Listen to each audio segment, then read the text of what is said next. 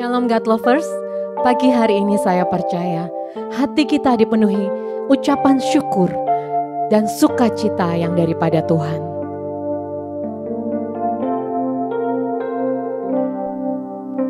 Tuhan adalah kekuatanku, bersama Dia ku tak akan goyah. Ku kan terbang tinggi bagai Raja Wali, melakukan perbuatan yang besar. Ku kan terbang tinggi bagai Raja Wali dan melayang tinggi dalam kemuliaannya, biar bumi bergoncang dan badai menerpa. Ku kan terbang tinggi bersama Dia. Ku kan terbang tinggi bagai Raja Wali dan melayang tinggi dalam kemuliaannya, biar bumi bergoncang dan badai menerpa. Ku kan terbang tinggi bersama Dia. Ku kan terbang tinggi bersama Dia.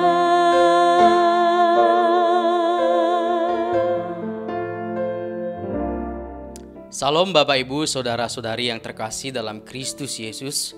Segala puji syukur, hormat, kemuliaan bagi namanya. Senang bertemu kembali dengan Bapak Ibu sekalian dalam program Word from Heaven. Terima kasih untuk kesempatan boleh berbagi firman Tuhan kepada Bapak Ibu sekalian. Pagi hari ini kita akan belajar tentang mengalami rasa tenang bersama dengan Allah. Dunia ini tidak tenang, banyak kekhawatiran, banyak gundah gulana, tidak ada kepastian. Bapak Ibu, saudara-saudari yang terkasih dalam nama Kristus Yesus, di manakah kita bisa mendapat rasa tenang itu? Rasa tenang itu hanya kita bisa dapat di dalam Allah. Kita melihat banyak ekonomi dunia hancur, ketidakpastian ekonomi, tidak sedikit kehilangan pengharapan. Pagi hari ini kita akan belajar bersama dari seorang tokoh bernama Daud. Dalam Mazmur 62 dia berkata, "Hanya dekat Allah saja aku tenang, karena daripadanya lah keselamatanku." Bapak Ibu yang saya kasih dalam nama Tuhan Yesus Kristus, yang perlu diingat, pasal ini ditulis oleh Daud. Ini konteksnya dia sedang berada dalam pelarian oleh karena anaknya sendiri, Absalom, mengejar bahkan ingin membunuhnya karena kekuasaan. Di sini kita melihat bagaimana begitu rupa Daud ketakutan dan gelisah. Apa yang dilakukan oleh Daud? Dia menjadikan Allah sebagai tempat perteduhan dan ketenangannya.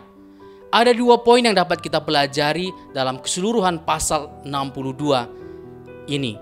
Yang pertama, kita melihat providensia Allah, berbicara tentang bagaimana Allah menolong dan melindungi umatnya. Kita melihat bagaimana Tuhan memelihara begitu rupa Daud dalam semua permasalahan yang dia hadapi. Kita melihat bahwa waktu-waktu dia diburu, dikejar oleh anaknya sendiri, darah dagingnya, kita melihat bagaimana dia bersandar kepada Allah. Rasa tenang itu hanya muncul dan ada di dalam Allah.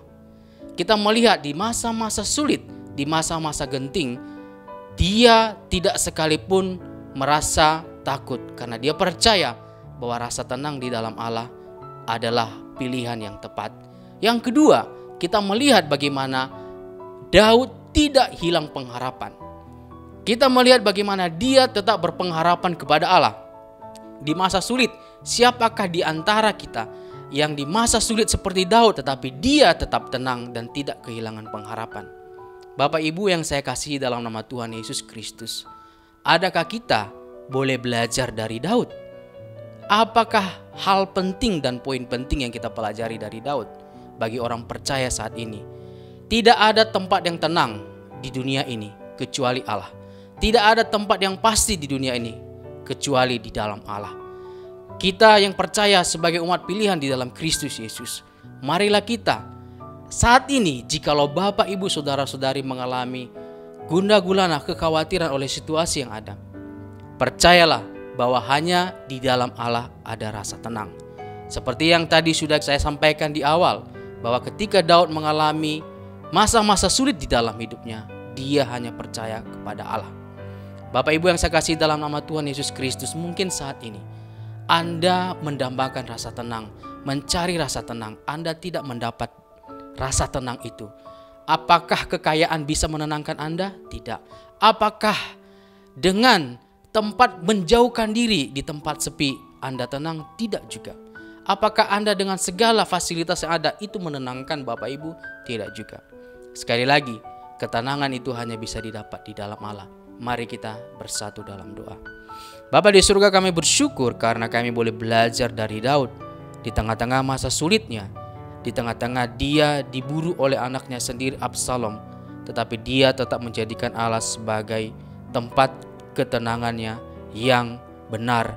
Bapa di surga, ajar setiap kami untuk menjadikan Allah sebagai tempat perteduhan kami, bukan tempat yang lain. Karena sekali lagi dunia ini tidak pernah memberi rasa tenang kepada kami. Terima kasih Bapa di surga, dalam nama Yesus kami berdoa. Amin.